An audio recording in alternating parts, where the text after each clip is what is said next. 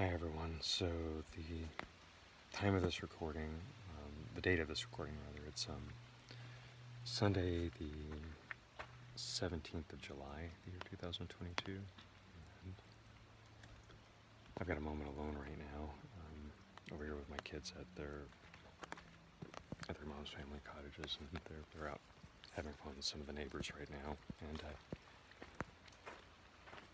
I thought I thought this would be a good time, Sandy, to kind of offer another installment here. Where I left off last time, and I talked about how I was going to get into some darker topics, and I will forewarn. There might be some triggering content warning regarding dysphoria, regarding suicidal ideations, and references to self-hatred.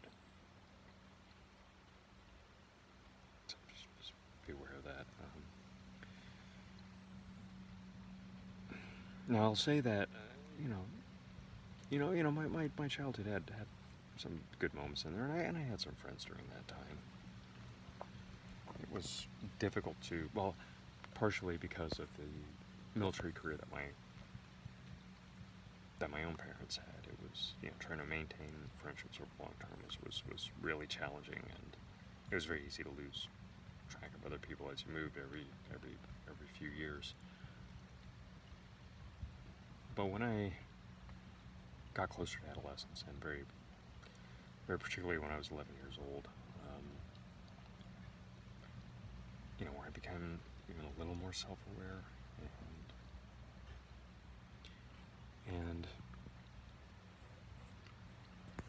there was a lot of little things that I found myself doing, where it was, where you'd see things in like fashion magazines of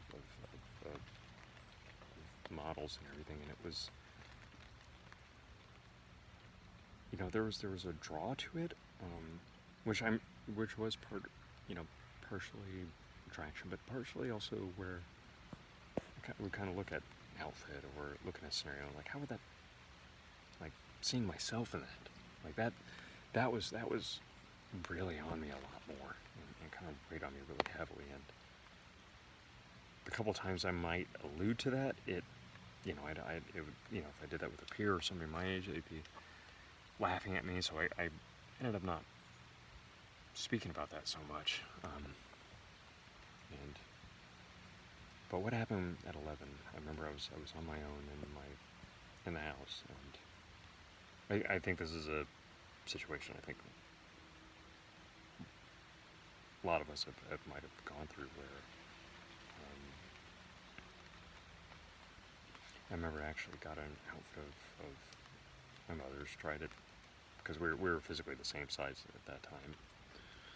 I remember putting it on, it was a dress and heels and stockings as well, and I remember just there was this giant wave of confidence, this giant wave of euphoria. I felt like myself, like that one moment, and I was proud of myself. I really was. Unfortunately, what happened was they returned a bit early and unexpectedly, and I was caught, and it was a pretty terrifying moment at that time. There was, I was berated a lot. I mean, I was told what I was doing was wrong, and how dare I, and amongst a few other things, and it I really felt like I did a lot of damage at that time, which I didn't in retrospect, but still, when you have that sort of guilt loaded on you, I mean, you want to trust your parents, right? At least I did, and what that turned into was that, it made things after that. I mean, school was it was always a little bit of a challenge, but going to school was more difficult, and my self-hatred really began to really well up a lot more. to where I had actually got sent to a psychologist at the time, and I remember telling the psychologist about how I felt. I think I am a girl, and we're talking the mid-'80s, it was viewed at that time by the psychologist to whom I spoke as a mental illness, and then there was discussion that I needed, deeper professional help, in a manner that, we were living outside of the U.S. at the time, and they wanted to actually send me back to an institution in the U.S., and my parents fought that, and I'm very glad they did. I'm very thankful they did. But it was they didn't call it this at the time, but I would have been subject to conversion therapy there. I'm pretty sure in the 1980s electroshock was already outlawed at that time, but still though, it's where you have doctors telling you something's wrong with you, and that was still pushed through, and many things, like emotionally, psychologically, things got really hard, and it culminated into, when I was 13, that was my second suicidal ideation, where I actually tried to act on it at that time. I just took a bunch of random pills out of the cabinet, and just swallowed them all at random. Started feeling sick. Called the doctors. I did call did I call the hospital? No, I didn't. I called the school counselor. That's what I'm remembering that detail now, but no, I had called the school counselor, and the school counselor said, look, we're gonna, and the school counselor was actually pretty gentle about it, which is what I needed at that point, and they talked to the hospital brought the parents in. That became a mess again, because the attitude with the court, with the hospital personnel, I mean, these are all,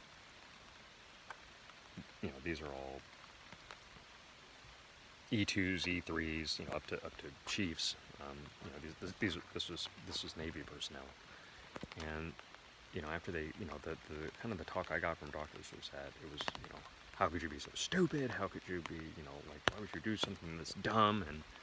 And then, the thing, and for my parents, it was like, how could you do this to us? How could you be so that's not then it wasn't right. It's not right to take that approach now either.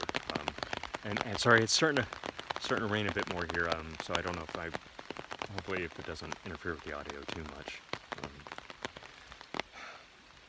But I went through that, and then, we're I don't want to try to skim over too much, but I don't want to dwell on these details too much at the same time, but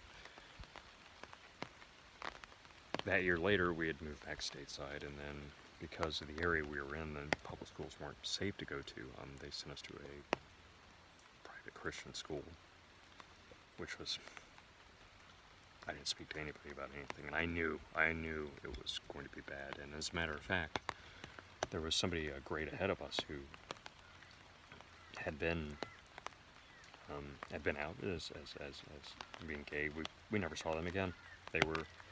I'd heard some talk that they were sent to some day camp that their parents had sent them to kind of, quote, straighten them out, as they said.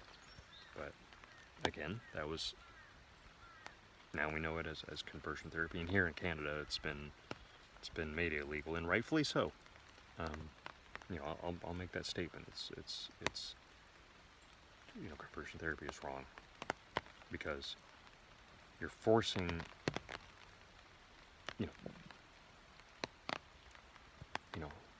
within the two-spirit LGBTQ spectrum, and those sort of trans, and those, this is not a choice. This is not a lifestyle we're doing. This is part of our hardwiring, and we'd be fooling ourselves if we think that we assume to know our design better than however you define that divine creator. To think that, do I know why I'm a girl and why I'm trans? No, but I am. And it took me over 40 years to be okay with that, but I am. But this idea that, that anybody's going to presume to know our design better than, number one, better than we do, but then whatever divine force that is that made us, well, for those of you who like to read scripture, you got to remember there was somebody, by the name of Job who tried to do that, and it took someone coming into a whirlwind and telling him, you don't know what you're talking about, you're not going to get it. So, for anybody who thinks on a faith basis that conversion therapy is the right way to go, no, it isn't. It is not. Anyway, let me collect myself here for a moment. But that kind of made things, going through high school, it became hard, and I had a lot of behavioral problems, during my high school years. Got into a bit of trouble, more than once. Then, at the age of 17, I remember I attempted suicide twice, actually. One was through self-cutting, trying to see if I could get that, and I didn't quite get that far, thankfully, but it was pretty visible on my wrists at the time. Another instance where I tried to poison myself, and I didn't do enough to do any real damage. It just did enough just to cause myself some discomfort, and after kind of broadly asking, a teacher, what happens if you do this, find out I was going to be okay. So I never, these things I never spoke to about anybody else either. Well, the self-cutting was kind of, that did come up a bit later with another counselor visit. But at that point, I think we were just trying to finish so I could graduate and pretty much be out of everybody's way. But going from there to university, I didn't do well in university. I ended up dropping out of university. Went into retail work, which I did for a number of years. Ended up over the course of that too, developed which I didn't know this at the time, but I developed an alcohol dependency.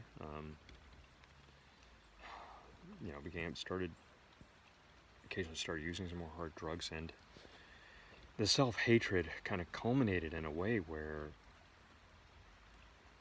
it was one of these, I had to do everything within my power to deny myself, and including kind of go on these really, really dark paths. I was actually in my 20s. I was involved with a gang at one time too, which was horrible. I never engaged in anything criminal myself. It was just more the association, but still, though, it was something.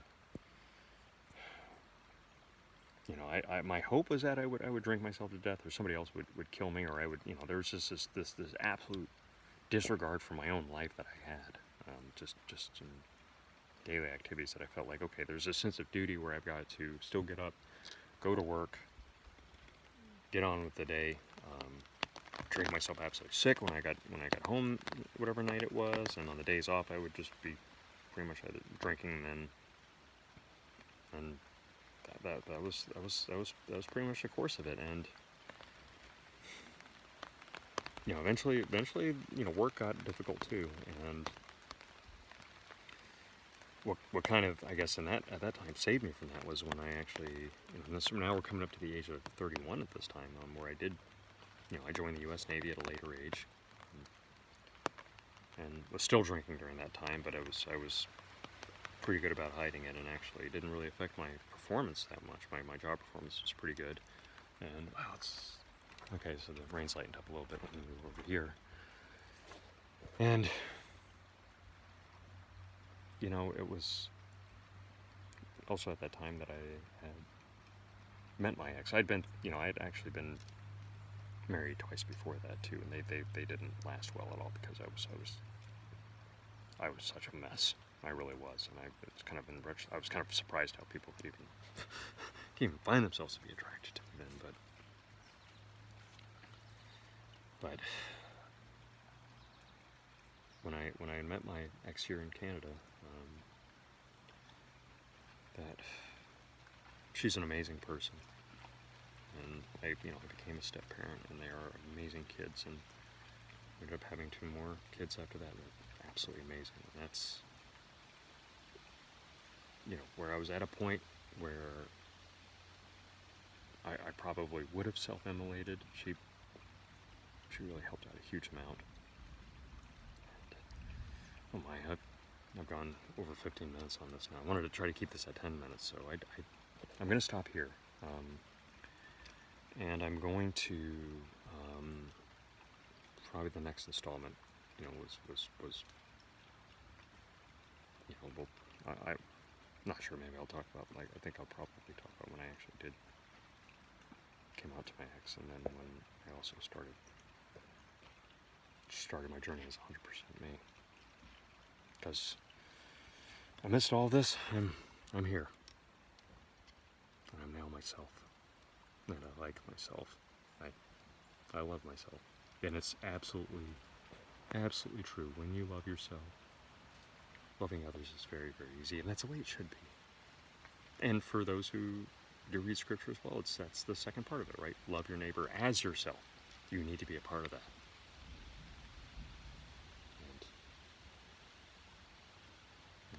And I have hope for things going forward. I really do.